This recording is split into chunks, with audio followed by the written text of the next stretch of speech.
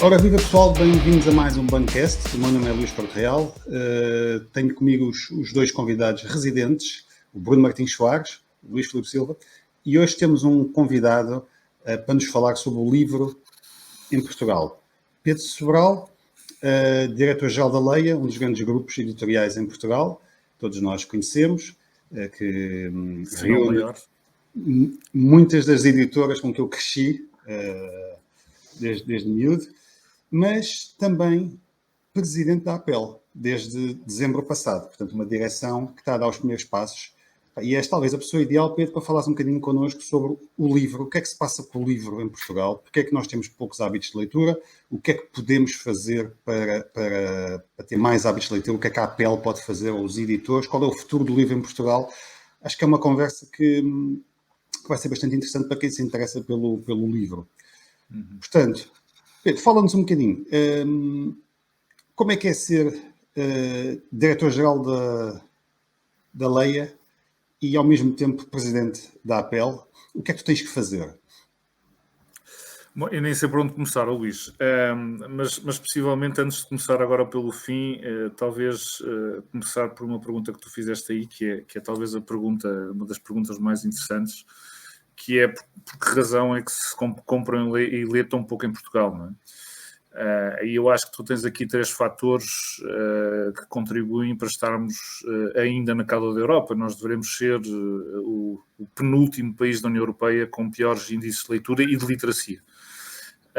Uma, obviamente, com uma formação tardia, isto é, se pensarmos um pouco, se olharmos para trás, só a partir dos anos 80 do século passado, é que os índices de formação, isto é, uma população portuguesa que completou o liceu e que entrou no ensino universitário, começou a ter, ou começou a abranger a maioria dos adolescentes em Portugal. O que significa que começámos muito tarde, porque obviamente a leitura, o gosto pela leitura, os hábitos de leitura e de literacia, porque eu ligo-os sempre, estão intimamente ligados ao grau de formação. O segundo, as condições económicas que também acabam por ter esta ligação a estes índices de formação. O livro, para um país como Portugal, com as dificuldades crónicas que existem, com as dificuldades que a maior parte das famílias ainda hoje têm, é um luxo. Não é um hábito, não é um bem essencial. E por isso, se os índices de formação só a partir dos anos 80 do século passado começaram a aproximar-se da média europeia e com estas restrições orçamentais, obviamente que puxou o outro. E por fim, as próprias condições do país.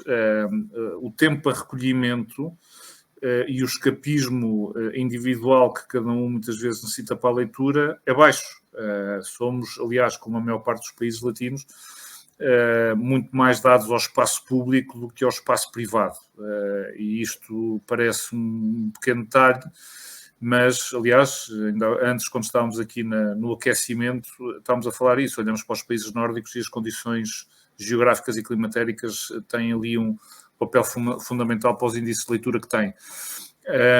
E, portanto, dito isto... As pessoas ficam mais em casa e mais dentro de casa. Pois. Claro, isso. E a própria questão cultural, não é? A cultura latina é muito mais dada, não é? Nós temos uma família alargada e aqui até estou a considerar o círculo de amigos.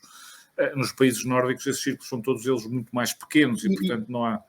Pedro, não te queres dar só uns números, porque as pessoas não têm noção, às vezes, do quão brutal é a diferença até daqui para a Espanha e depois pela Europa por aí acima até a Europa do Norte. Sim, dou-te já aqui 2 ou 3, mas até para completar aqui o meu raciocínio, nós começámos tarde, isto é, a população portuguesa começou...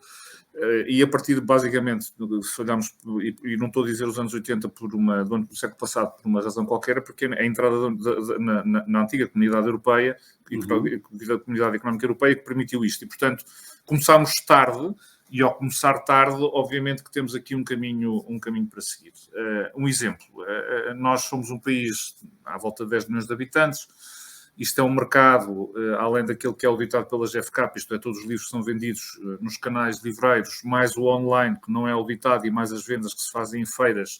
E fora, isto deve ser um mercado que deve rondar ali os 180 a 200 milhões de euros por ano de livros vendidos, tirando escolar, portanto estou a falar só daquilo que é conhecido como edições gerais. A Noruega, com 5 milhões de habitantes, tem um valor do mercado também sem edição escolar de 480 milhões. de euros.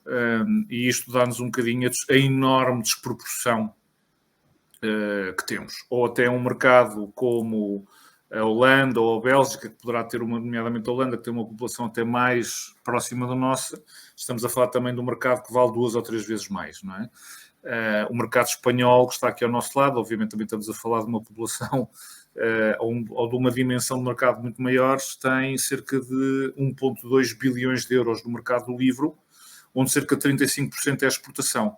E quando falo da exportação, vamos aqui a outra questão trágica para o nosso país e para a nossa língua, que é o acordo ortográfico, que não permite, como permite, por exemplo, à Espanha, um espaço para a língua espanhola que faz com que as editoras espanholas e as editoras latino-americanas acabem por trabalhar quase num espaço igual, porque os livros não precisam de ser adaptados, porque os livros acabam por ser vendidos em Espanha como são vendidos no México, ou na Argentina, ou no Paraguai, e vocês, como sabem, e tu também, Luís, que as editores, vender um livro no Brasil é como comprar uma edição inglesa para vender em Portugal.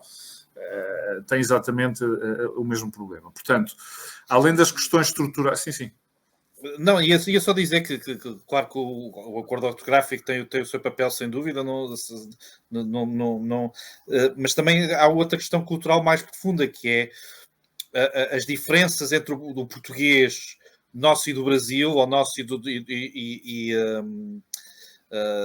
de Angola ou Moçambique, é muito superior ao que temos, por exemplo, no inglês, entre o americano e britânico, e o espanhol não faço ideia, mas também não deve ser tão dispar como é a nossa língua, de facto. Mas isso quer dizer que, de facto, podemos contar é com os 10 milhões que cá temos e mais ninguém, não é? Sim. Poderíamos, provavelmente, aqui contar com a diáspora portuguesa, não é? Porque aos 10 acrescentas os milhões que estão espalhados por aí, e quando falamos do futuro do livro, acho que aí podemos falar das oportunidades que essa lusofonia apresenta, até com essas diferenças de língua. Mas claramente neste momento estamos fechados nestas fronteiras pequenas, mas isto é o problema de Portugal em todas as áreas, não é só uma questão do livro, como sabemos, não é? Tem um mercado interno pequeno, um mercado com estas dificuldades estruturais, e onde ainda por cima, juntando a tudo aquilo que nós estávamos a falar, também é um problema de elite, isto é, durante muitos anos havia uma suposta elite que de alguma forma empolava ou complexificava muito a leitura para muita gente. Vocês que estão numa área como é a ficção científica, como sabem, isso era uma categoria maldita há uns anos atrás, quer dizer, era um parente pobre na literatura portuguesa. Parecia que apenas... Aliás, as artes portuguesas sofrem um bocadinho desse mal, não é? Não estamos a falar só na literatura, o cinema é a mesma coisa. Isto é uma opinião muito pessoal, agora nem é completamente à pele. Mas verdadeira, sim. Mas havia um problema de uma elite que fechava e que impunha, até no sistema educacional, porque muitas vezes eram consultores do Ministério da Educação, nos currículos, livros muito complexos ou muito... Pedro, tu estás a falar do passado, isso será assim, havia, ou ainda há bastante, ou não tanto, mas ainda há? Não acho que ainda há preconceito, sem dúvida que ainda há preconceito com tudo o que não seja o realismo, mas será que nos currículos do Ministério para os miúdos ainda não há esse elitismo que põe os putos a odiar os livros, a pôr putos a ler essa de Queiroz quando eles quase que nem o Harry Potter conseguem ler ainda? Não há ainda esse elitismo? Ainda o há, mas eu penso que está cada vez mais mitigado, exatamente porque, aliás, eu acho que o exemplo dessa alteração é, por exemplo, olhando hoje em dia para o PNL, onde tens uma diversificação muito maior e autores muito mais diversificados, e nos próprios currículos houve alguma facilitação. Tens razão, isso ainda existe. Eu acho que mais do que as obras em si é a altura em que essas obras são dadas. Tu agora deste um exemplo bom, acho que essa de Queiroz e os Mais é um livro absolutamente extraordinário, mas que eu acho que pode ou devia entrar provavelmente numa idade diferente. E depois há outro problema, e isso já não tem a ver com estas elites culturais, mas também tem a ver com o sistema educativo em si, que é a forma como essa obra é dada. Isto é, tu quando pegas nos Maias, e provavelmente nós já somos todos da mesma geração, e passámos por isso, e antes sequer de teres acesso àquele extraordinário mundo queiroziano, estás a dissecar a obra numa série de estruturas gramaticais e vocabulares onde de facto, e na idade em que estás, que é a adolescência, aquilo interessa-te zero. E, portanto, em vez de, por exemplo, no ensino anglo-saxónico, onde a leitura é o primeiro acesso, isto é, os professores fazem uma leitura assistida, onde de facto há um entusiasmo à volta da obra em si, e depois então entram nas várias questões curriculares que são importantes para quem quer controlar a sua língua e para quem quer perceber um pouco mais da língua em que fala e que escreve. Vemos, obviamente, índices de literacia e de entusiasmo à volta do livro completamente diferente. Aqui parece que há uma necessidade de tornar estas obras quase científicas, não é? Há uma aproximação demasiado racionalista a este ensino e, como tu estavas a dizer, Luís, ainda por cima nas idades erradas e até com as obras erradas. Acho que nós todos temos a certeza absoluta que se tu a miúdos de 15, 16 a 7 anos lhes desse a oportunidade para ler o Harry Potter, para discutir o Harry Potter, tenho a certeza que quando chegassem à sala de aula para então olharem para essas estruturas, vinham com uma motivação completamente diferente, vinham com um entusiasmo completamente diferente. Como a coisa é feita ao contrário, depois é tudo um desastre. Mas isso eu acho que também não acontece só no português, acho que acontece nas outras disciplinas todas. A escola está virada para o professor, não está virada para o aluno, portanto está errado desse ponto de vista e obviamente isto sofre bastante, não é? Mas por alguma razão parece que nós conseguimos aprender o inglês mais facilmente do que conseguimos aprender a escrever e a ler o português, não é? Porque a ler em particular, porque é uma coisa que de facto precisa de ser ensinada e precisa de haver exemplo, mas o inglês, eu estou a dizer isto porque o Luís diz muitas vezes e eu percebo muito bem que alguma da concorrência que se tem em Portugal é de livros em língua original. Hoje claramente. E a dizer que ainda outro dia comprei um livro na FNAC em inglês, estava 1,98€. Mas uma coisa que eu gostava de perceber, vocês mencionaram uns números, principalmente o Pedro mencionou uns números de vendas. Esses números são números de vendas das editoras portuguesas ou são números de compra do mercado português, sendo que esses números de compra podiam incluir edições estrangeiras? Incluem edições estrangeiras, mas estamos a falar de uma percentagem muito baixa, extraordinariamente baixa. Obviamente que isto são painéis que não medem, por exemplo, o que é que as grandes plataformas globais estão a vender, por exemplo, livros de língua de partida no mercado português. Mas também não acredito que mexam ponteiros. Eu não acredito que a Amazon esteja a vender em Portugal perto sequer de meio ponto percentual de todo este valor. Não é por aí, não é? Aqui claramente é livre em português e é aquilo que se chama a saída de caixa. Isto é os números que eu te estou a dar, são os números que são vendidos os retalhistas online e offline para o consumidor final. Mas eu acho que, mas já agora, quer dizer, estamos aqui, é verdade que nós quando nos comparamos com os países europeus, estes números são muito negros, o Luís referiu isso, mas também acho que aqui há uma série de sinais que são relativamente interessantes. O primeiro, por exemplo, é estes últimos 2 anos, não é? Em 2020, o mercado perdeu cerca de 17% do seu valor, estou a falar sempre em valor, face a 2019, quer dizer, uma tragédia. Nós, para termos uma noção, utilizo sempre este exemplo, na grande crise financeira começada em 2008, entre 2009 e 2011, o mercado do livro perdeu 25%, que foi recuperado no princípio de 2020, isto é, em janeiro de 2020, o mercado estava a recuperar os 25% que tinha perdido naqueles 2 ou 3 anos. Em 2020 perdemos 17%, assim, não é? Quer dizer, desapareceu.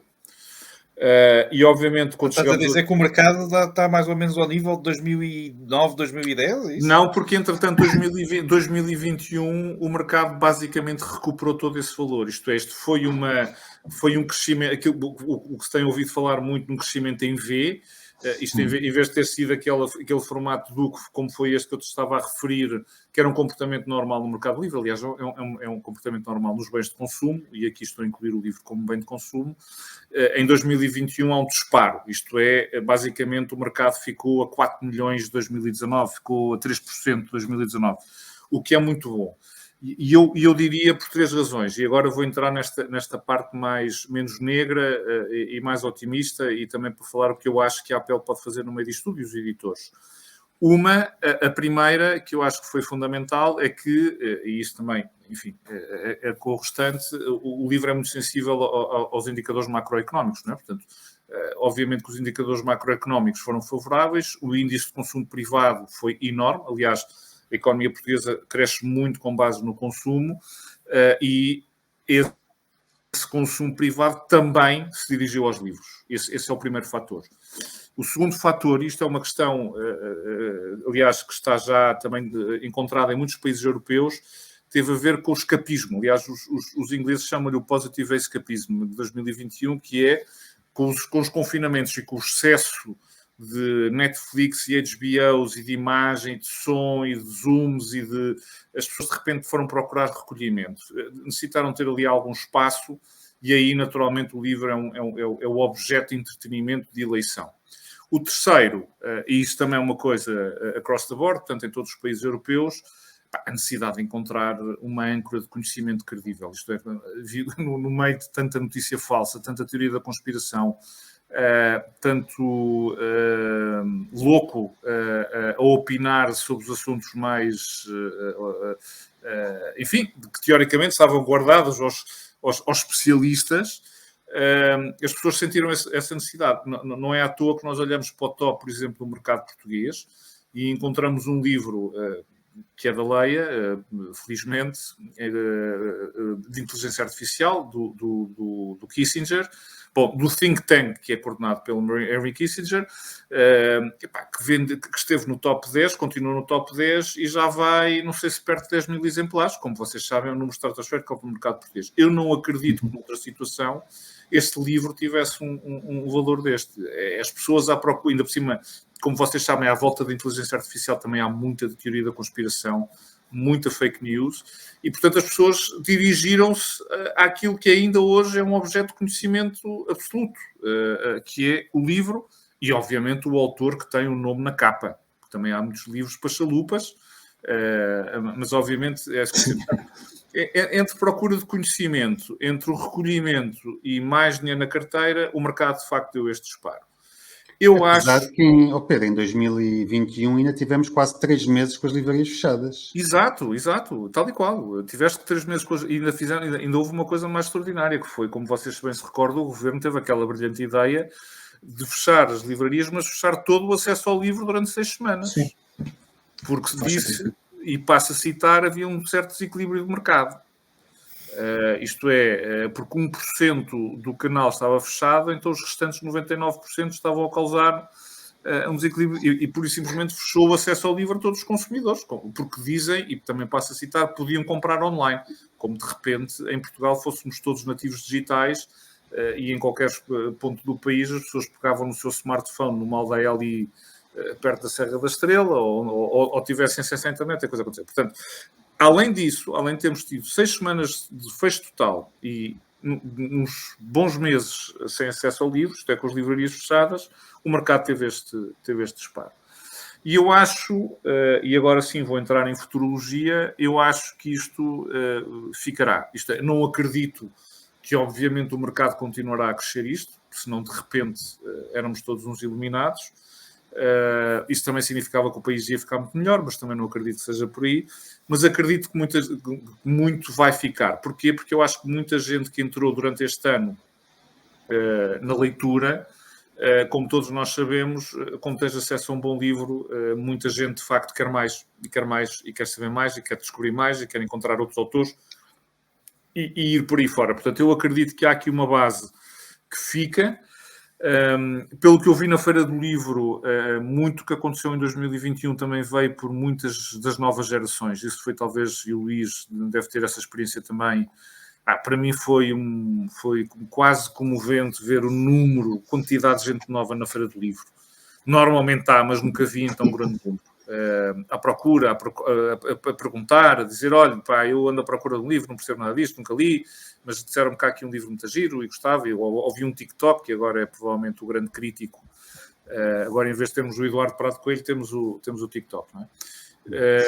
E, portanto, e isso acho que faz com que olhe para os próximos anos com um pouco mais de otimismo que tinha, curiosamente, antes da pandemia. E aqui acho que o papel da APEL é importante, não só porque pode, junto dos stakeholders importantes, e falo de uma presidência da República, de um governo, se existir, e quando existir, dos grupos parlamentares, formalizar e fechar uma coisa que é absolutamente essencial, que é o livro e as livrarias como bens e serviços essenciais. Isso é importantíssimo. Claro, Deixa-me força. fazer uma pergunta. Estavas a dizer que o governo fechou 1% fechou tudo porque era desequilibrado para 1% da distribuição.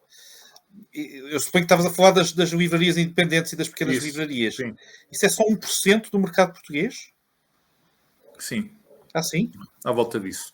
Se nós, as livrarias independentes, aqui considerando livrarias independentes como grupos, como uma ou duas livrarias, estaremos a falar de 1 a 2%. Sim, não estamos a falar muito mais. Se eu acrescentar livrarias papelarias, que é um segmento que não é livraria, mas que também vende livros, poderemos estar a chegar aos 3 ou 4%. Tem um peso muito baixo, mas também diga-se que o peso maior também não é a grande distribuição, como a certa altura se montou essa narrativa. A grande distribuição, isto é, os supermercados, valem 27% do mercado. Okay? Tudo o resto são redes livreiras ou multiprodutos, como é uma FNAC, que não é uma rede livreira per si, é um multiproduto, e os Corte Ingleses da vida. Portanto, e onde, como sabemos, há um tratamento, um tratamento mínimo ao livro, e há pessoas que percebem o mínimo de livros. Mas esse talvez é um dos grandes problemas em Portugal, é a falta de livrarias independentes. Ao contrário, por exemplo, aqui em Espanha, aliás, outro número muito giro, que é, como vos digo, em Portugal a grande distribuição vale 27%. O segundo país na União Europeia com maior peso da grande distribuição, que é, se não estou em erro, a Itália, é de 11%. E aqui ao lado, em Espanha, é de 3%, onde o maior peso é em livrarias independentes. Ou em França, onde o número de livrarias independentes tem uma força grande. Isto parece uma coisa que só interessa aos editores, mas não é. Isto é, não havendo um excesso de concentração no retalho, como há em Portugal, porque o há, obviamente a riqueza, a diversidade e a dinâmica do mercado do livro como um todo é muito melhor, não é? Pedro, o que é que aconteceu às livrarias independentes em Portugal? Epá, eu tenho uma leitura muito própria disso. Eu acho que as livrarias independentes sofreram uma questão que foi nos anos 90, quando a Sonai decidiu entrar no mercado. Isto é, quando decidiu vender livros também, os editores na altura ficaram maravilhados com os números que puseram à frente. Isto é, a esmagadora maioria dos editores achava que tinha encontrado ali o santo grau da riqueza, porque de facto aquilo que a Sonai prometia, e é um facto, era uma venda em quantidade para a qual não estavam habituadas. E o que fizeram foi não olhar para as letras pequenas do contrato e, portanto, aceitaram condições iguais àquelas que a grande distribuição faz para o bazar ligeiro, como a devolução, como os descontos, como o rapel, como o investimento antes de fazer em ponto de venda, a compra das ilhas, tudo isso, que fez com que os editores, nessa altura, divergissem muito do seu esforço e investimento, não só para a grande distribuição, como também para uma FNAC que tinha acabado de chegar a Portugal, também com muita força, com muita capacidade de negociação e com condições completamente diferentes. E, portanto, a partir daí, houve um problema de conseguir dar condições parecidas aos livreiros. Portanto, esta é a primeira dificuldade que os livreiros independentes têm. E a segunda, que é uma coisa muito portuguesa e que também é quase específica em portuguesa, que foi depois o tráfego imenso que os centros comerciais foram gerar. Isto é, a esmagadora maioria dos portugueses, principalmente a partir desse momento, porque a Sonai, quando começa a vender livros, é também na altura que começa a abrir os grandes centros comerciais, que se tornaram grandes centros de consumo. E isso retirou, como tu sabes, muita gente do comércio de rua, muita gente compra na rua, e se os livreiros já estavam com dificuldade e com poucos clientes, porque de facto lê-se pouco, menos ficaram porque esses foram para dentro dos centros comerciais comprar, na altura, às FNACs e às Sonais, e depois a Bertrand também se adaptou a isso, como tu sabes, também começou a abrir cada vez mais livrarias dentro dos centros comerciais, começou também a ter condições cada vez mais parecidas ao restante grande retalho, e isso acabou depois por estrangular a coisa. Portanto, há um problema com um canal de distribuição pequeno para um mercado de leitores muito pequeno, não é? E a própria lei do preço fixo, que tentou depois resolver este problema, já veio demasiado tarde. Possivelmente, se a lei do preço fixo tivesse aparecido um pouco antes, talvez tivesse havido possibilidade de algumas livrarias terem capacidade para. Mas Hoje a em lei dia- do preço fixo ajuda ou prejudica? Ou faz as duas coisas, para uns e para outros, não sei. Não, ajuda, não é? Ajuda porque trava a pressão, nomeadamente a grande distribuição, de vender a preço, não é? Porque a grande distribuição, como sabes, tem uma sensibilidade a preço muito grande. Atenção, quer do lado da oferta, quer do lado da procura, porque os consumidores também, quando vão à grande distribuição, procuram também preços baratos. E, portanto, essa pressão do próprio mercado, porque eu não estou aqui a diabolizar a grande distribuição, é o que é, obviamente faz com que num mercado de dimensão tão reduzida, num produto, como vocês sabem, e o Luís melhor até que eu, as margens que o livro liberta, não dá depois para conseguir isso. Portanto, a lei de preço fixo evita essa tentação à conquista de cota de mercado e à conquista de consumidores por preços cada vez mais baratos, não é? Relativamente aos livros independentes, vem um bocadinho tarde. Eu acho que hoje em dia, atenção, o problema dos livros independentes não é este. Eu estou aqui a dar só apenas um contexto histórico.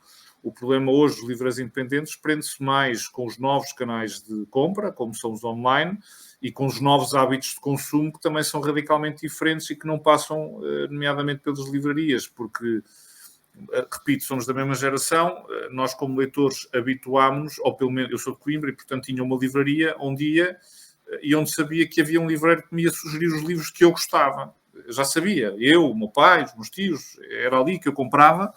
E, portanto, quando entrava, eu dizia, olha, sou aqui o novo António Lobo Antunes, há aqui um autor, recordo perfeitamente, nunca mais me esqueço, quando ele me sugeriu o João de Melo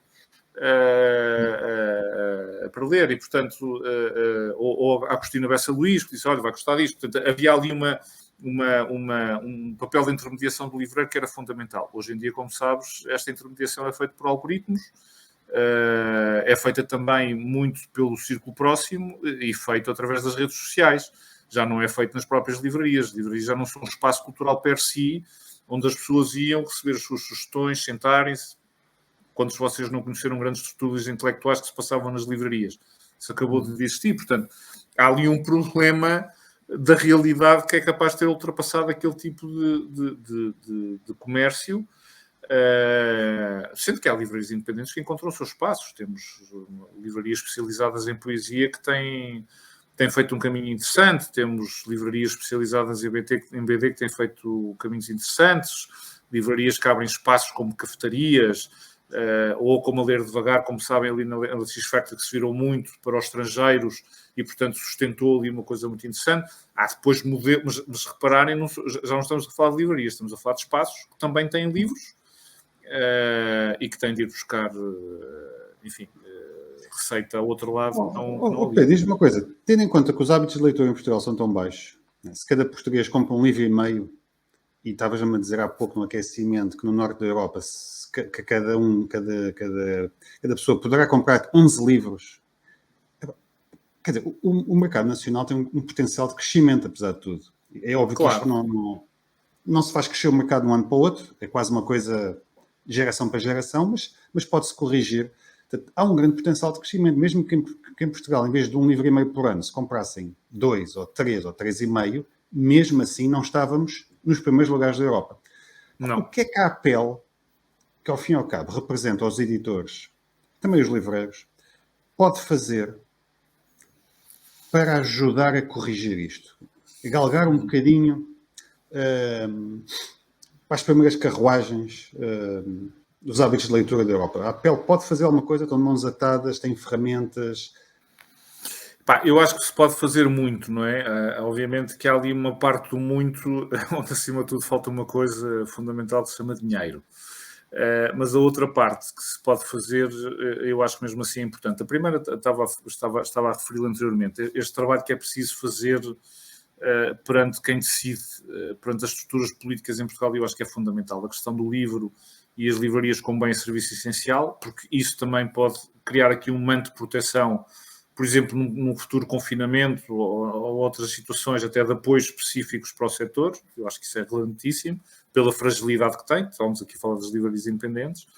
A segunda, e já estamos a trabalhar nisso, criar projetos que potenciem os índices de leitura e literacia, fazendo parcerias, apresentando ideias, nomeadamente nas gerações mais novas, e dentro de relativamente pouco tempo acho que temos aí ideias muito interessantes para apresentar.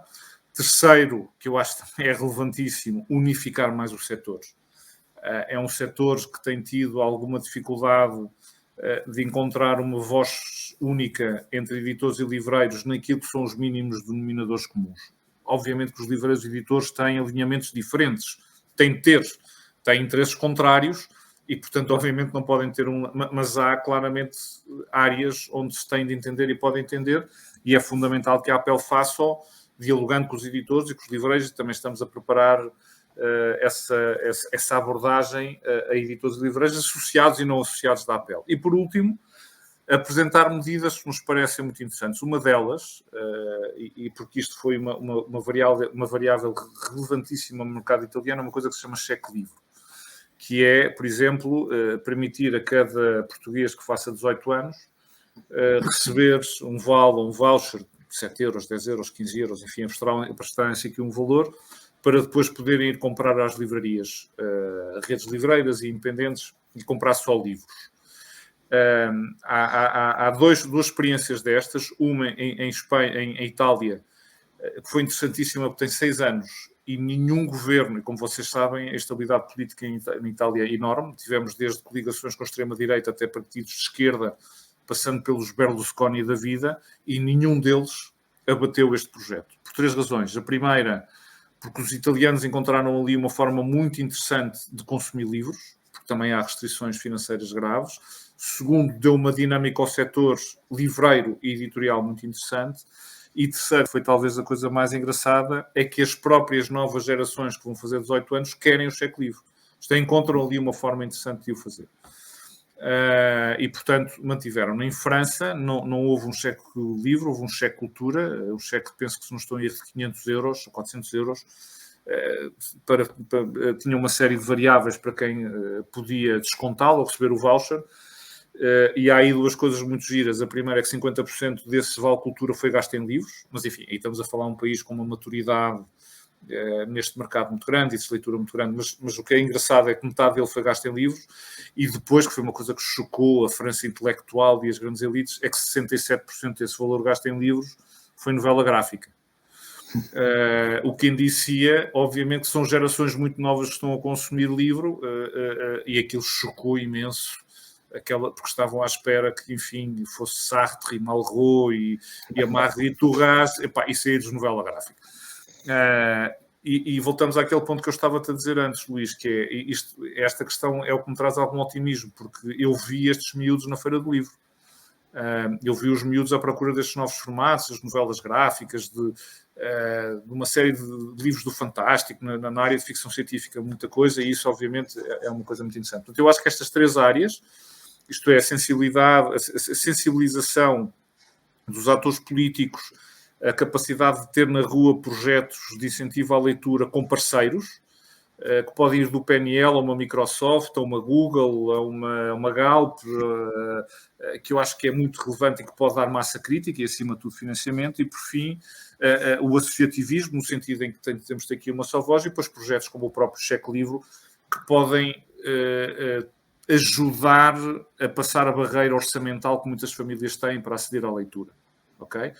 E, portanto, eu acho que isto, se não vai dar resultados num ou 2 anos, vai sedimentar e vai ajudar a acelerar, não de 1 para 11, mas pelo menos de 1 para 2 ou para 3, com maior rapidez.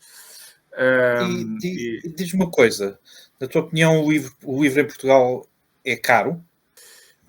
Se nós compararmos com a média europeia, não é. E atenção, quando comparamos, temos de tirar por aqui uma série de ponderadores, não é? Dou-te um exemplo. Tu há bocadinho estavas a dar um exemplo do livro inglês. Tu tens de recordar que a esmagadora maioria de um livro feito e editado no Reino Unido tem um first print, ou uma primeira impressão, que provavelmente engloba a Commonwealth. Portanto, quando estão a imprimir um Ken Follett, estão a imprimir milhões, porque é dali que vai ser distribuído por toda a Commonwealth. E depois ainda há uma fatia que vai ser exportada para países não nativos ingleses, mas que consomem livros ingleses. E, portanto, só essa variável já faz com que o preço do livro seja radicalmente diferente. Esta é a primeira questão. Ou seja, estamos a falar da economia de escala, não é? Enquanto em Estamos a Portugal falar de economia de escala. imprime 3.000 e nesses 3.000 tem que pagar direitos, tradução, revisão, capa, design, paginação. Pá, os ingleses... E salários. Os salários todos de quem trabalha nisto tudo. Os ingleses, no mínimo, imprimem 30.000, mas podem imprimir 300.000 ou podem imprimir... 2 milhões, 3 milhões. Sim, e é rotativa, não é? Esta economia de escala é absolutamente destrutiva. E eu estou sempre a dizer, eu acho os livros em Portugal muito baratos, se tivermos em conta os custos que têm que ser englobados numa tiragem microscópica de 3.000, que é a tiragem média. É óbvio que se uma pessoa imprimir 30.000, não precisa de vender o livro a 16 ou 17, pode vendê-lo a 12. Eu acho inegável o que tu estás a dizer, eu concordo plenamente.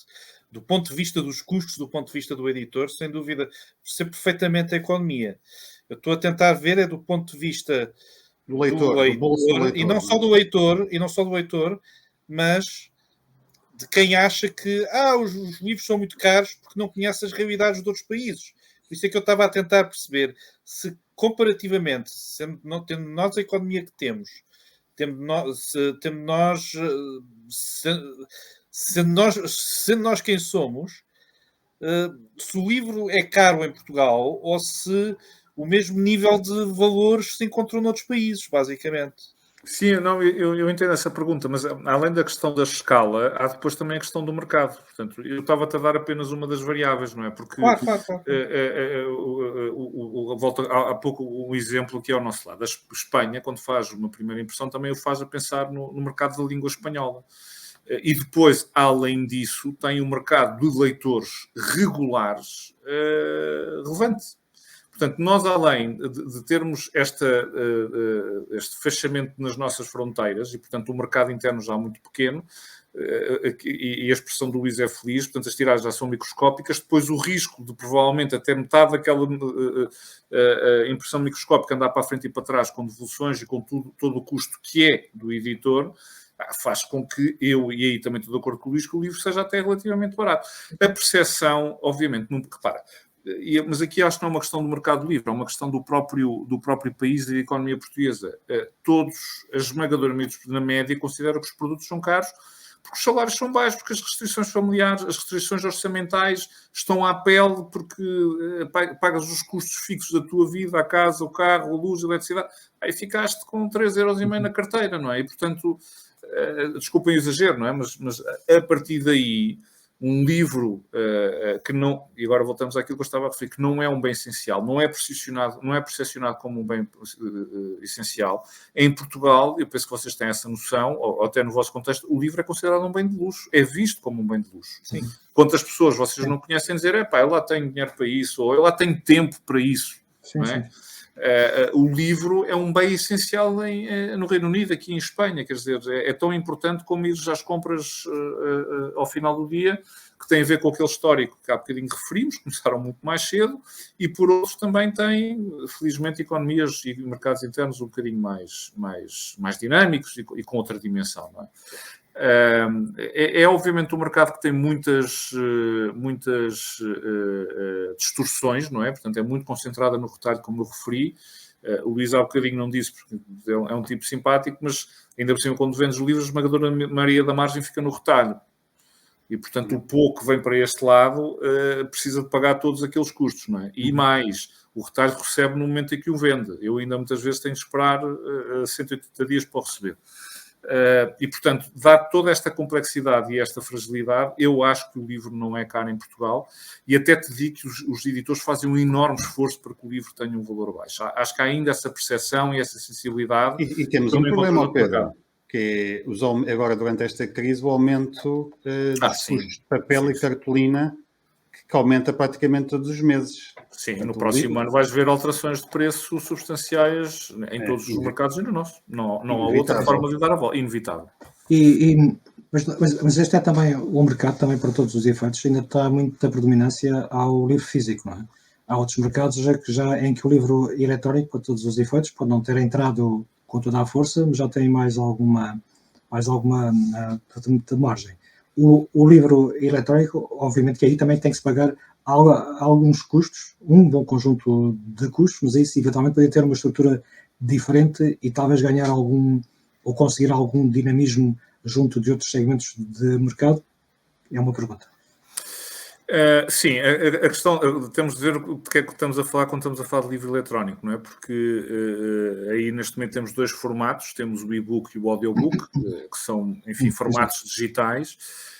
O e-book hoje em dia percebeu-se que não será o substituto do livro em papel, claramente. Quando apareceu em 2005, 2006, falavam-se da grande disrupção no mercado de edição, como tinha tido a música e o audiovisual e tal, e não foi de todo. Aliás, o mercado atingiu um pico ali em 2011, 2012, em que representou no mercado americano 25% do mercado total, e depois a partir daí desceu e agora está sustentadamente à volta dos 15%, a 6% a 7%. A média na União Europeia poderá ser um bocadinho mais elevada, entre os 18% e 20%, mas não passa disso. E aí há claramente uma substituição entre aquilo que é ler em papel e ler no digital.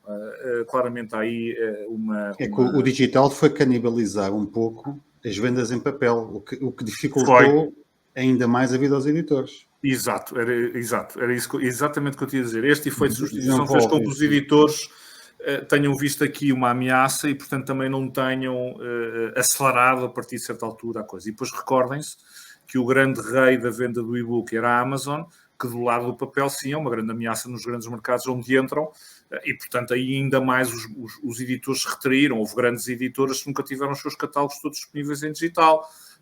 Houve muitas editoras que, quando punham os e-books à venda, punham de um só autor, 2 ou 3, e os outros não estavam. Portanto, foi sempre uma coisa que entrou e saiu. E depois também, como não atingiu, também vamos ser sinceros, se os consumidores tivessem aderido em massa, como foi quando apareceu a disrupção do iTunes, em que as pessoas basicamente marimbaram-se para o CD e entraram por ali adentro, provavelmente os editores não tinham outra forma se não adaptasse. Mas isso não aconteceu.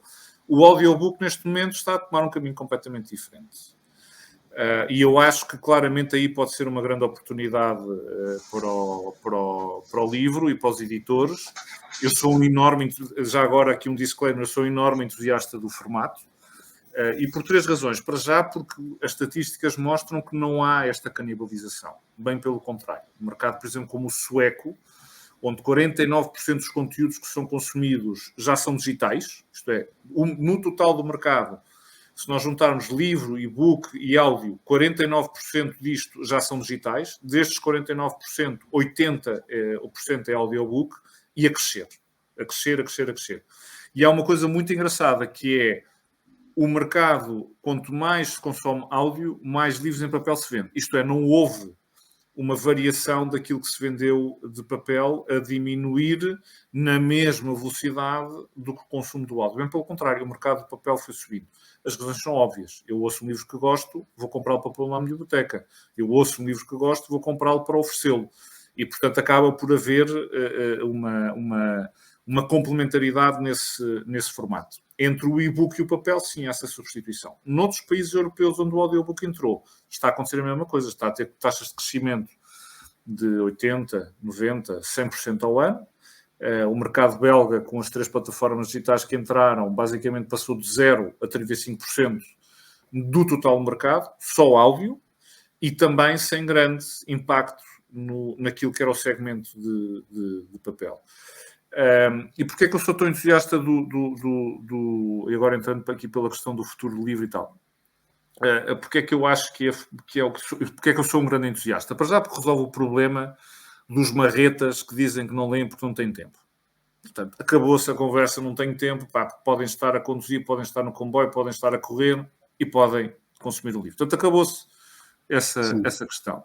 Segundo, porque é muito alinhado com aquilo que é o consumo de conteúdos das novas gerações.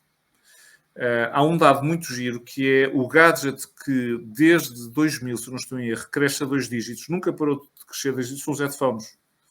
Headphones e auriculares que crescem sempre a 2 dígitos todos os anos. Ainda não atingiram uma maturação. Normalmente os produtos de grande consumo têm grandes crescimentos e depois começam a entrar em velocidade cruzeiro e depois o ciclo de vida. Os auscultadores não.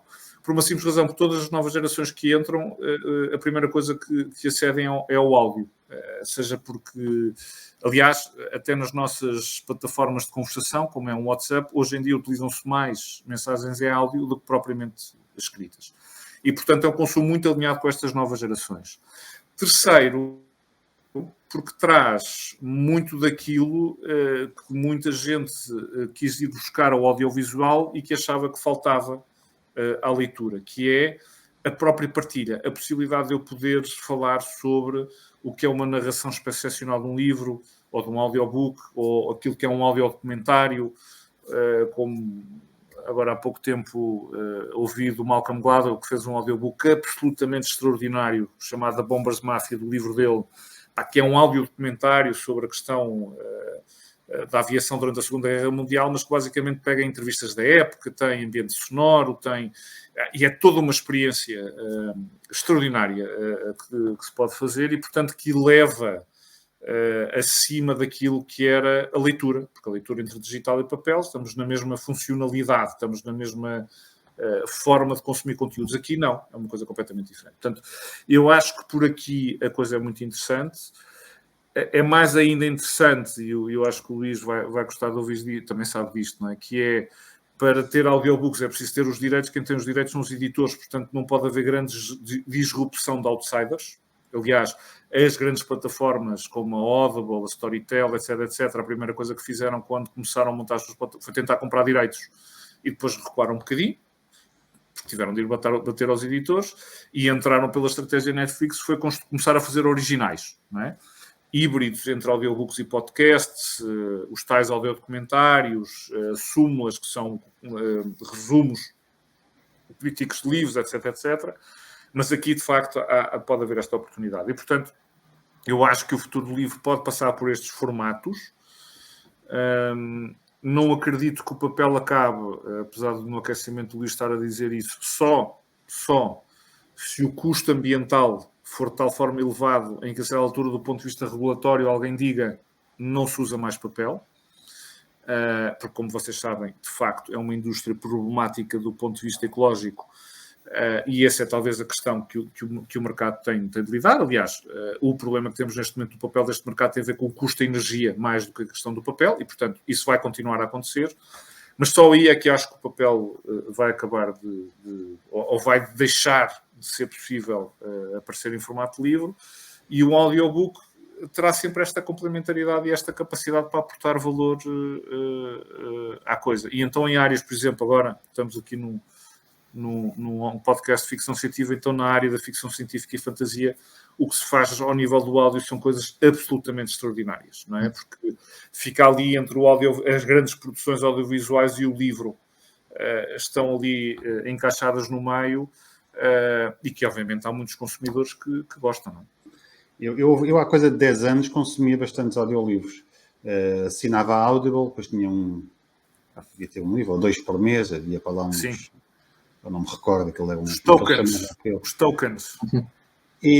Mas não me conseguia. Eu mesmo a andar, ouço muitos podcasts e consigo caminhar, conduzir, ouvir o podcast, não me disperso. Mas se estou a ouvir ficção, eu quando dou conta já não estou a ouvir. A minha cabeça já está no outro lado, tenho que puxar atrás. Mas era bom que fosse um mercado que crescesse e que não canibalizasse o papel, porque estávamos há pouco a falar, se a gente vende 1.500 livros, 2.000 livros, e vender mais 200 e-books, é um espetáculo. Agora, se a gente vende 2.000 livros e depois passa a vender só 1.800, porque vendeu 200 e-books, então já é um péssimo negócio, porque... Exato. Os custos dos 1.800 livros são exatamente os mesmos dos 2.000, mas ainda tens os custos do e-book à parte para juntar. E o que nós sentimos isso é essa canibalização. Não é? O próprio livro de bolso também. Faz ou não se faz, não é? Vais perder vendas de trade porque lançaste o bolso. Há muito essa questão e às vezes tu nem sabes bem a resposta. Tu arriscas, olha, vamos fazer. Curiosamente, nós publicámos o livro de bolso do Mark Manson que fez aumentar as vendas do trade. Quando o bolso chegou ao mercado, o trade, que já tinha 3 anos e meio, começou a vender mais outra vez. É um fenómeno que eu nunca tinha assistido. Acontece, em grandes best-sellers acontece muito isso, porque nós nos esquecemos, eu na Leia tenho, agora vou tirar o chapéu da pele e vou pôr o da Leia. É exatamente a mesma questão, porque o livro do bolso funciona muito bem, mais uma vez, em mercados muito grandes, onde tu, como sabes, em Inglaterra tens o hardcover, o softcover, e depois ainda tens o bolso, ainda tens o modelo aeroporto, portanto ainda tens um formato ali no meio. Porquê? Porque há um mercado de uma dimensão tão grande que tu tens consumidores para todas estas faixas. Aqui, claramente, quando lanças o bolso, e por exemplo em livros que no trade não venderam muito, a canibalização é muito grande. No caso de grandes best-sellers, muitas vezes o que o bolso faz é tornar-se ou um escaparate, em que tu olhas para o bolso e acabas por comprar o trade, ou então muitas vezes lês o livro porque ouviste falar, lá está, é um mega best-seller, e depois vais comprá-lo para oferecê-lo. Recorda-te que, e o Manson é um exemplo claro, grande, ou uma percentagem grande do livro que tu vendeste já foi da oferta, foi quem leu e que o ofereceu, ou mesmo quem... Eu conheço pessoal que recebeu 2 e 3. Pronto, eu recebi 2, não é? E estou na área. E eu vi o audiobook, já agora, eu vi o áudio. Curiosamente, desculpa agora estar-te a lixar um bocadinho a coisa da canibalização, mas ouvi o original e também está extraordinariamente bem feito, muito bem feito. E portanto isso acontece. Agora, eu não acho que no áudio isso acontece. Mas já como te digo, as estatísticas de mercados onde também são 2 ou 3 anos, portanto está tudo a começar, 3, 4 anos, não se indicia isso. E segundo, porque claramente o que se vê é que também o audiobook ou o audiolivro tem sido utilizado muito como porta de entrada, pessoas que não leem. E é engraçado que são 2 faixas etárias diferentes. Uma maior, que deixou de ler, porque já não vê, porque até pelas próprias problemas com artrose, em que o livro já é muito pesado, e volta a entrar no mercado da leitura porque houve. E depois as faixas etárias mais baixas. Uma coisa muito curiosa, Luís, estavas a dizer que tu dispersas quando ouves o áudio. Uma das coisas mais surpreendentes que eu vi num dos mercados nórdicos é que 60 e tal % das pessoas ouviam o audiobook antes de dormir. Isto é, eu quando fui ver dados, estava a ver dados e enfim, com quem estava, com a minha equipa de análise, disse, eu aposto que é de manhã, entre as 7 e as 9. Ou eu aposto que é no final do dia e tal. Ninguém acertou. É entre as 9 e as 10h30 da noite, em que as pessoas aproveitam o audiobook para desligar ecrãs, para entrar um bocadinho naquela zona de relaxo e de adormecimento, que eu achei muito curioso, não é? Sendo que a maior parte deles que já o faziam nestes horários começaram, por exemplo, no commuting, não é? Esse é talvez o grande ponto de interrogação para um mercado, mais uma vez, como um mercado como o português, que é o audiobook sempre teve uma presença muito grande, mesmo nos idos tempos das cassetes dos CDs em países muito grandes, não é? Quando tens de fazer 16 horas de comboio ou 24 horas de carro, ou o que seja, já ouviste as rádios todas, já ouviste as cassetes todas, para a certa altura apetece-te ouvir isto. Não temos isso, não é? E isso é um fator importante para quem começa. Mas também posso partilhar e posso dizer que na plataforma que nós começámos, a Ileia Kobo Plus, os números estão a ser muito surpreendentes. O número de subscritores que temos na plataforma está muito acima daquilo que estávamos à espera que tivéssemos. É verdade que a esmagadora maioria subscreve para ler, mais do que para ouvir, mas também porque, infelizmente, os únicos que estão a produzir audiobooks é a Leia, mais 1 ou 2 editoras, portanto há 80, 90, 100 audiobooks em Portugal. Francamente é uma escolha ainda muito baixa, não é? Nós sabemos que aqui, quanto mais catálogo tiveres, mais interesse terás.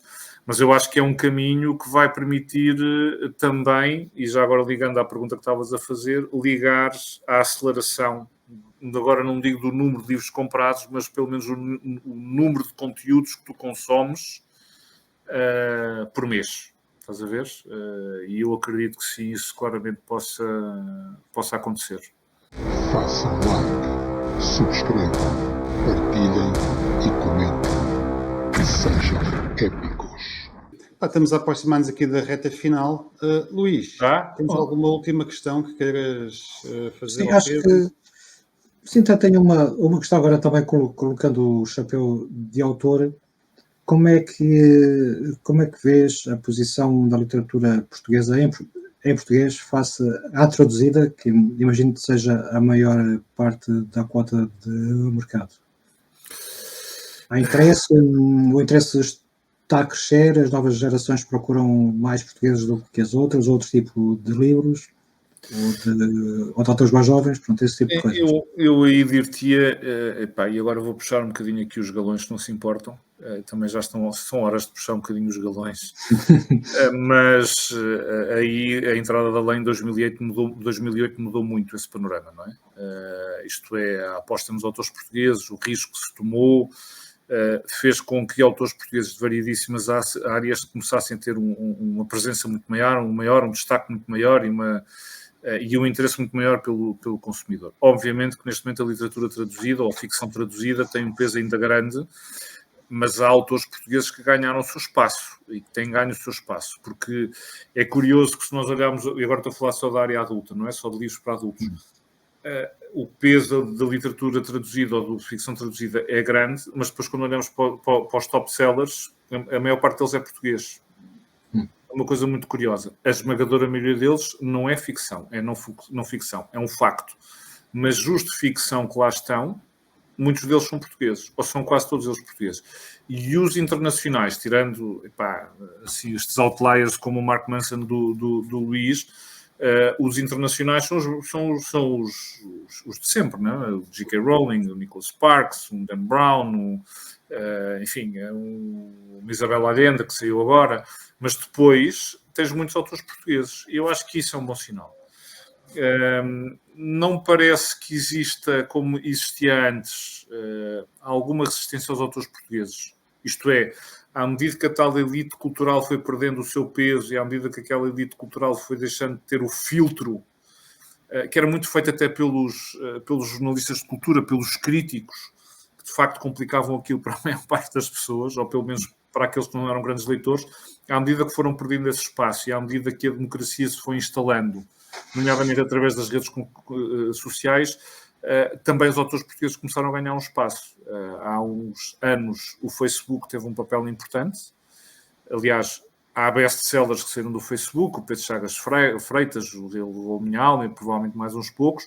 Hoje em dia não estamos a falar do Facebook, estamos a falar do TikTok. Não é? Há livros que neste momento se fazem no TikTok. Eu não sei se o Luís já teve isso, mas eu de repente vou à minha equipa de marketing porque vejo um livro a saltar, sabe Deus de onde, e de repente alguém me diz que houve uma TikToker portuguesa que fez aquilo. Nós tivemos este ano um caso de um livro que já tinha sido há 4 ou 5 anos, tinha vendido bem, mas já estava moribundo, e este ano que acabou vendeu 5 mil. Portanto, tivemos que reimprimir o livro 3 ou 4 vezes. E porquê? Sim, um de nós... TikToker, um Instagrammer lá fora que puxou e toda a gente cá se pôs a ler o livro. Exatamente. Nós tivemos a mesma, um de Nós Mente, que era um livro que nós tínhamos tinha vendido também 2.000 ou 3.000 há 3 ou 4 anos, e de repente no espaço de 2 ou 3 meses tinha vendido 500 ou 600, e fomos ver e tinha sido isso. Tinha sido uma TikToker portuguesa que pegou no livro. E eu acho que isto é muito interessante. Este fenómeno que já tinha havido no Facebook, depois mereceu um bocadinho nos últimos anos, mas que voltou outra vez a aparecer agora, é muito interessante porque põe na mão do consumidor, aliás, estes senhores têm o nome, chamam-se prosumers, não é? Põe na mão esta capacidade de puxar de um livro, puxar por um autor e perder estes filtros, não é? Destas elites que acabavam por complicar muita coisa. Obviamente, mas provavelmente se um dia quiserem fazer esse podcast, tenho todo o gosto em ficar. Agora vamos perceber se aquilo é bom ou mau livro, se que eles estão a TikTokar deveria ser lido, não deveria. Isso já é outra história completamente diferente. Mas é um facto que tem uma capacidade muito, muito interessante de o fazer, e muitos deles com autores portugueses. Okay? Portanto, aí também os autores portugueses têm um espaço muito interessante para continuar a crescer. Tu, Bruno, tens uma última pergunta? Tenho. Ia perguntar se a balança está a pender e a pender cada vez mais para a não ficção. Está. Essa ficção... Está por uma razão muito simples, porque não somos um mercado de leitores. E nos mercados de leitores são os livros de cozinha, são os livros de autoajuda, são os livros mais fáceis de anjos e diabos que acabam por vender porque não temos leitores. Isto é, se nós olharmos para o mercado de Portugal e pensamos nos grandes leitores, nos médios e nos ocasionais, os grandes leitores devem representar 10%. Estou aqui a mandar um valor. Todos os restantes tem uma variabilidade muito grande, não é? Os livros de cozinha, por exemplo, em Portugal, de gastronomia, têm um peso enorme. Isso não é literatura, não é um livro feito por entretenimento, é um livro que tem uma utilidade, não é? É uma utilidade e é aspiracional, porque também é giro ir à casa de alguém, ter lá o livro do chefe do momento e não sei o quê, mas tem um peso muito grande. Os livros de autoajuda têm um peso muito grande, não é? Aliás, o Luís deu por exemplo. Mas essa tendência está a piorar ou o que é que tu sentes? Eu sinto que houve uma ligeira alteração em 2021. Em 2021 a ficção ganhou outra vez um bocadinho de espaço pelo tal escapismo que falámos um bocadinho e pela saturação do audiovisual que fez com que as pessoas tivessem recolhido. E também houve uma pequena inclinação para livros de não ficção mais sérios, dita ensaística, o tal inteligência artificial e outros que tal, do que para essa não ficção mais comercial e mais de consumo rápido, não é? Penso rápido que as pessoas procuram. Mas não acredito que haja uma viragem grande, não é? Pegando os países nórdicos, 60% do que se consome é ficção. E a não ficção que se consome é uma não ficção dita séria. Pedagogias, psicologia clínica, true crime, coisas assim do género, não é? Aqui não, aqui é uma autoajuda muito linear, muito simplista de consumir, muito fácil de gestão, esses livros de cozinha. Sim. Basta olhar para os tops para ver as livros de personalidades públicas, de alguém que disse umas papaias no Instagram e a malta gostou muito e, portanto, aquilo em livro depois funciona bem. Olha, para terminar, e a gente tem que arranjar depois um tema para voltarmos a gravar um podcast juntos, mas para terminar hoje, tu tens ideia de quantas pessoas leem em Portugal em média? Eu sei que toda a gente compra os livros do José Rodrigues dos Santos, não sei se os leem, mas o leitor regular, quantos é que achas que em Portugal existem? Epá, eu estou-me a rir, eu vou-te dar aqui vou começar por uma estatística e tentar aqui adivinhar, uma cena assim um bocado mais azandinha, que é o seguinte, epá, como tu sabes, entre 50% a 60% dos livros são vendidos de setembro para a frente, não é? Tem um peso muito grande. Isto é, os livros de Natal. O que indicia que as pessoas compram mais livros para oferecer do que para comprar. Para te dar uma noção, nós temos este grau de concentração a partir de setembro, nos 50% a 60%. O segundo país na União Europeia com maior grau de concentração é a Grécia e está nos 39%. Não é? Mas também a Grécia é daqueles países que têm baixo índice de leitura, depois olhas para o top 10 e 5 são de filosofia. Depois também tem essas coisas gregas, digamos assim, muito engraçadas, não é? Tens a política, não sei se tu sabes, mas a política de Aristóteles na Grécia está no top 10 há 20 anos ou 30 anos, pelo visto. Vais para a praia e levas a política de Aristóteles, mas pronto.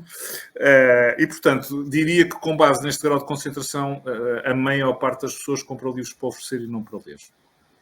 E, aliás, juntaria aqui outra que tu também conheces, que é aquele efeito do boca a orelha, não é? Do word to mouth, que, por exemplo, nos mercados anglo-saxónicos é um mês, as pessoas leem, adoram, e de repente, passado 1 ou 2 meses, o livro cavalga em cima daquilo, aqui demora tempo, não é? Muitas vezes, de repente, passei 6, 7 meses, 8 meses, aqueles livros que venderam ali 1000 e tal começam a vender. Estou-me a lembrar, por exemplo, da Gorda, de Isabel de Figueiredo, editada pelo Severino Coelho na Caminho, que é um livro absolutamente extraordinário, e que foi vendido devagarinho, e de repente, ao terceiro ano, passou de 2000 e só no terceiro ano vendeu 6. E não aconteceu nada no meio aqui, só aconteceu uma coisa. Os primeiros 2000 a ler um livro e demoraram 2 anos. Atenção que isto não é? Como é que achismo. Mas já está relativamente próximo da realidade. Significa que muita gente recebeu os livros e depois dessa altura e começaram a ler e só a partir daí que a coisa começou a rolar, sendo que esses 6.000 depois foram vendidos, muitos deles também foi para a oferta. Estás a perceber? Vantagem, vamos ter aqui muitos anos de venda. Mas demora. Não é? Nós já temos, se cada português compra 1,5 livro e se calhar desse 1,5 livro, mais de meio... És um otimista, tu és um otimista. É porque os livros oferecidos não são necessariamente lidos. Não. Quando compras para ler, podes ou não ler, mas em princípio lês. Agora, quando ofereces, não fazes ideia. Foi lido, não foi lido, foi para a prateleira, não é? Mas tu consegues chegar aí, estavas aí a fazer uns exercícios, consegues dar aí um número, quantas pessoas... É que eu sou muito pessimista, eu acho que muito pouca gente lê com regularidade, mas mesmo muito pouca gente. Eu também acho que sim, que há muito pouca gente que lê com regularidade. Também acho que sim. Não te consigo chegar a um número, mas eu diria que a esmagadora maioria das pessoas que são leitores ocasionais talvez dos 2, 3 livros que têm em casa por ano, leem um. Talvez. Pá, isto vale o que vale, eu não tenho aqui nenhuma sustentação estatística, não tenho aqui nenhum número, mas claramente lê-se muito pouco. E Luís, enfim... E é nas férias, não é? Basicamente é a leitura de verão, não é? Mas isso, normalmente as férias têm um peso grande em todos os países, portanto isso será o normal, porque lá está, há um bocadinho mais tempo. Mas eu acho que há uma forma de nós provarmos isso, é fácil, tu olhas para o país em que estás e vês que há uma consciência crítica social muito baixa, não é? E tu sabes que a leitura... vamos dar um exemplo, Espanha e França, há uma consciência crítica desenvolvida, maturada, e isso advém da leitura, como nós sabemos. Obviamente advém de muitos outros fatores, mas a leitura é provavelmente o primeiro instrumento que permite a uma sociedade construir uma consciência crítica sobre aquilo que é a sua vida, sobre aquilo que é a ação do governo, sobre aquilo que é as próprias características da sociedade em que se move, aquilo que são as características e as novas dinâmicas que existem, a capacidade de perceber a moderação, a capacidade de serem países onde os índices de racismo, discriminação de género, etc., são muito baixos, e isso obviamente advém porque existe um índice de leitura muito, muito altos. Aqui os índices de leitura são de facto muito baixos, isto é, mesmo aqueles que compram livros são coisas que de facto acabam por indiciar que se lê muito, muito pouco. Obviamente que hoje em dia, eu há bocadinho estava a falar do TikTok, os Netflix e os HBOs trouxeram aqui um novo alento, não é? Porque da mesma forma que há uns anos atrás grandes blockbusters no cinema de adaptação literária levavam que os livros vendessem disparados, nunca mais me esqueço quando foi feito aquele filme medíocre sobre a adaptação de uma das obras de Garcia Marques, não me recordo agora qual foi, O Amor em Tempos de Cólera, um livro absolutamente que deu um disparo ao livro. O livro já tinha vendido brutalidades, mas na altura, e estamos a falar de um filme medíocre, como vocês bem recordam. Hoje em dia o cinema foi substituído pela Netflix. Aliás, não é à toa, eu li isso agora há 2 ou 3 dias num report que eu recebi, 60% das novas séries e filmes que a Netflix vai produzir na Europa são adaptação de obras literárias. 60%. Porquê? Porque não só são as que têm maior êxito, como também são as mais seguras. Porque, obviamente, vamos imaginar que era possível fazer um documentário com o livro do Mark Manson, a probabilidade de teres uma audiência logo à cabeça é enorme. Não é? Mas tu achas que essas séries potenciam a venda dos livros? Potenciam. Porque também é preciso ver que as pessoas que se põem a ver séries são as mesmas que dizem que não têm tempo para ler. São. Mas depois, não sempre por carga d'água, vão comprar o livro. Porquê? Porque provavelmente muitas delas depois não vão lê-las. Mas há uma ligação clara, isso nós já sabemos desde a altura do cinema, Luís, que é quem vê o filme quer ler o livro, quem ler o livro quer ver o filme. E hoje em dia isso também acontece nas séries. Aliás, de tal forma que já começam a ser montadas produções onde a série não vai tão longe como o livro e o livro não vai tão longe como a série, de forma a que haja depois ali uma ligação. Aliás, outra coisa já agora interessante, a Spotify entrou no mercado dos audiolivros, comprou 4 empresas de audiolivros no espaço de 7 meses e meio. E diz que a Netflix também vai entrar nesse espaço. Isto é, a Netflix quer nos próximos 3 anos, além da plataforma de streaming de audiovisual, ter uma de gaming, que vai ser a primeira que vai lançar, e uma de audiolivros. Porquê? Porque fecha aqui a multiplataforma à volta daquilo. Porque da série para o jogo é um saltinho, do livro, ou neste caso do áudio, para a série é um instantinho, porque há uma ligação direta aqui. Portanto, eu tenho tido, e tu provavelmente também já tive livros que de repente disparam porque tem uma série O Pátria, do Fernando Aramburu. Estou-me agora a lembrar desse. Foi um livro que vendeu bem, e quando estou a dizer que vendam bem, foram 2.500 exemplares. Houve a série Pátria, que curiosamente é uma série espanhola na HBO, triplicou no espaço de 6 meses. Sim, mas também há muitos livros que a série vem e vai. Também acontece, claro. Pif, nada, zero, não é? Claro, mas isso com o cinema também já acontecia, lembras-te? Sim. Já havia isso. Eu acho que, mais uma vez, quando estamos a falar de blockbusters, de clássicos, as adaptações dos clássicos funcionam muito bem, sempre, não é? E eu acho porque as pessoas não... Imagina que tens aqui uma adaptação dos Maias, grande produção Netflix ou HBO, provavelmente vai ser um êxito. Eu tenho a certeza que os Maias vão começar a vender o que já não vendem há muitos anos. Se o vão ler, Luís, isso já é um salto de fé muito grande. Também fica bem na prateleira, não é? Porque depois o livro também tem essa vantagem, o que eu chamo o atributo IKEA, não é?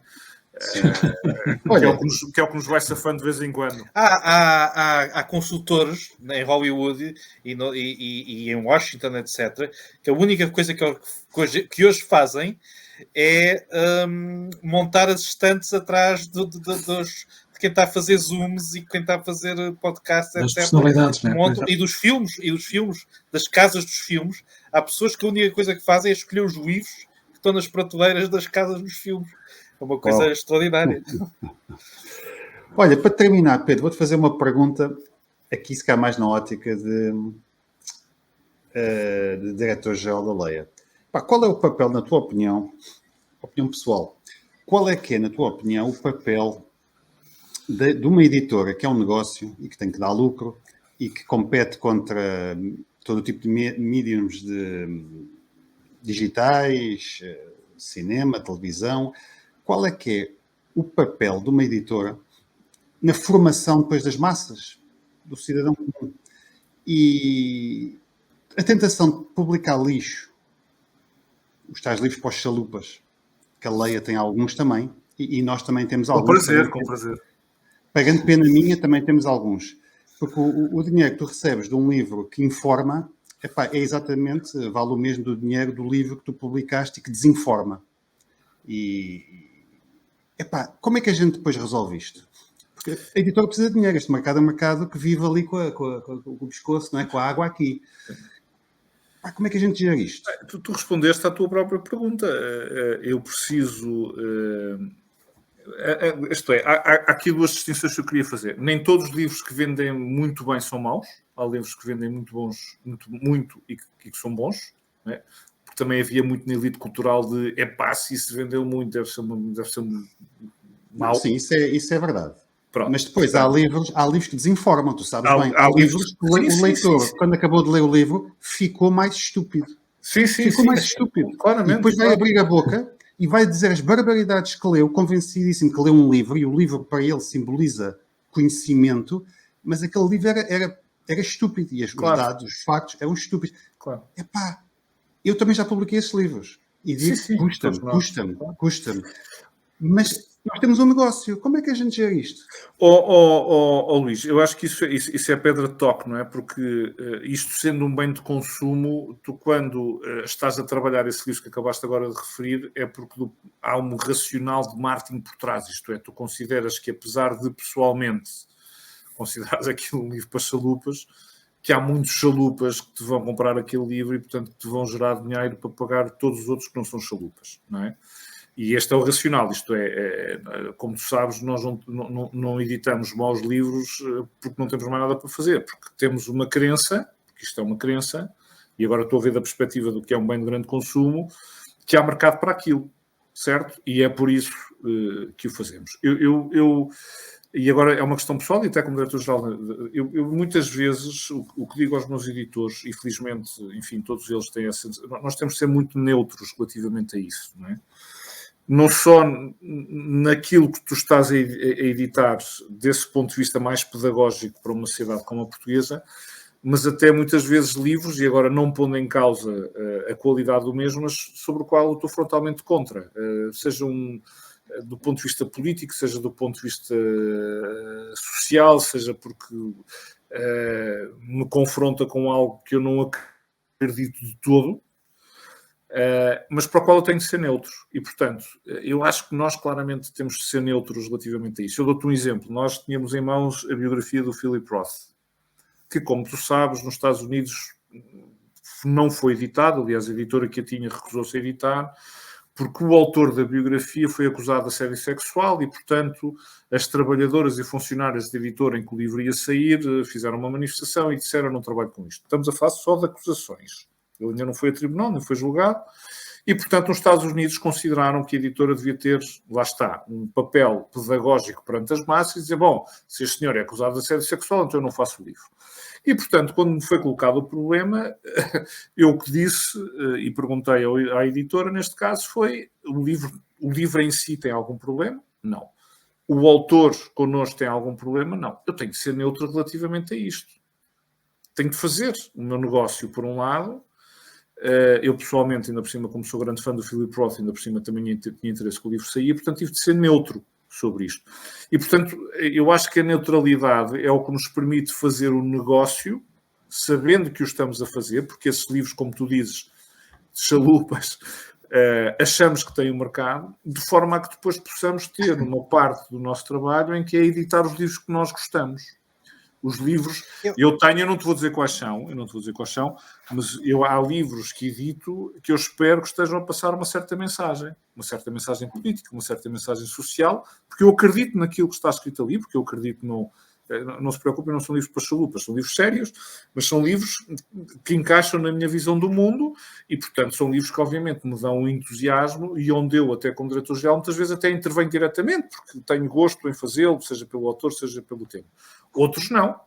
E, portanto, muitas vezes tenho de fechar os olhos, mas espero que faça o dinheiro para depois eu poder fazer estes livros que eu gosto, ou que nós todos gostamos de fazer. Eu gostava de dizer uma coisa sobre isto, por acaso, porque há, de facto, essa cancel culture que se tem propagado um bocadinho por todo o lado, mas de facto, nós que somos um país que saiu da censura e de um regime que censurava uma série de livros e que nos fez perder tanto tempo em termos de literacia e de capacidade de leitura, eu acho que temos de ser um bocadinho mais frios. Eu lembro-me que eu comprei o Mein Kampf, que para mim o nazismo é tipo o mal absoluto. Eu comprei o Mein Kampf, li 2 ou 3 capítulos e depois já não li o resto. Mas eu acho que era importante o Mein Kampf estar publicado, apesar de ser um livro que é. Mas eu sei. Mas, queria só... E ao contrário, nós vemos em determinadas escolas americanas, em determinados estados americanos, que estão a ser proibidos de ser dados alguns livros nas escolas, como 1984, como o Asterix no Canadá. O Asterix no Canadá. Que é de facto uma coisa que é menor, não é? E que nos faz atrasar um bocadinho, não é? E apesar de eu perceber alguns dos impulsos que estão por trás disto, eu não posso concordar. Eu acho que mesmo que os editores têm de ser um bocadinho frios, mesmo sabendo que estão a fazer que às vezes estão a fazer um desfavor em determinados aspectos. Não é? Sim, eu aí o que te digo, estou totalmente de acordo com o que tu acabaste agora de dizer. Quer dizer, o editor sempre teve um papel, não é à toa. Eu recordo-me que, eu já não me recordo onde é que li isso, mas uma coisa muito curiosa que foi quando Pinochet chegou finalmente ao poder, quando abriu finalmente as portas do palácio. Das primeiras ordens que deu foi fechar as faculdades, nomeadamente as faculdades de Ciências Humanas, fechar o acesso às bibliotecas e varrer tudo o que era editores, nomeadamente em Santiago do Chile. Quando digo varrer, entrar, ver o que é que andavam a fazer, etc, etc. Isto porquê? Porque, de facto, são as 3 áreas onde há a possibilidade de haver muita coisa contrária àquela que se quer impor. É por isso que os editores, em regimes totalitários, seja eles de esquerda ou direita, como os escritores, como os livreiros, são normalmente os primeiros a ter a sua noite de facas longas, não é? E eu acho que hoje, perante este cancel culture, que já chegou à Europa, é verdade que nasce nas universidades americanas, mas já chegou à Europa, também com muita força, nomeadamente em países como os Países Baixos, peço imensa desculpa, aos Países Baixos, e que também já tivemos aqui uns cheirinhos. Nós tivemos essa do Philip Roth, tivemos outra de uma autora que se considera gender neutral, portanto neutra de género, e que quando lançámos o comunicado de imprensa a dizer que íamos editar o livro da autora X, tivemos no Instagram uma churrilhada de insultos, quando curiosamente o comunicado de imprensa, porque nós tivemos esse cuidado, foi traduzido literalmente do comunicado de imprensa dela, ok? E, portanto, eu na altura tivemos ali um pequeno gabinete de crise. Eu disse, fecha-se os comentários e não vou agora estar a explicar o que estou a fazer. Isto é um livro que foi editado pela sua qualidade literária e que de facto é um livro absolutamente extraordinário, e é por isso que falo. Eu sou editor, eu edito livros, não faço absolutamente mais nada além disso, apesar de ter esse papel de panorama. Mas vai acontecer. O Gunter Grass era nazi, não era? Fez parte da juventude vitoriana e não sei o que mais. Apesar de não ser muito o meu género, é um autor de mão cheia, não é? Eu acho que as obras acabam por ganhar uma certa autonomia relativamente... Desculpa, estás a dar exemplos da extrema-direita, mas se nós formos à esquerda, então aí é profusão de autores. Eu estou-te a dizer isto porque estou a dar o exemplo de extrema-direita. Sim, não é por acaso, é só porque, e de facto há de um lado e o outro, não é? Como dizia há bocado, estava a dar o exemplo das escolas americanas, onde alguns dos clássicos da literatura são considerados esquerdistas e não podem ser revisitados. Mas eu acho que isto é um bocadinho transversal, da verdade, neste momento. Sim. Houve uma professora brasileira, não sei se vocês sabem disso, que considerou que o Bessa de Queiroz e os Mais era uma obra profundamente racista e que devia ser reescrita. Portanto, olha, eu queria acabar isto com uma nota positiva. Claro. Está a ficar cada vez mais deprimente.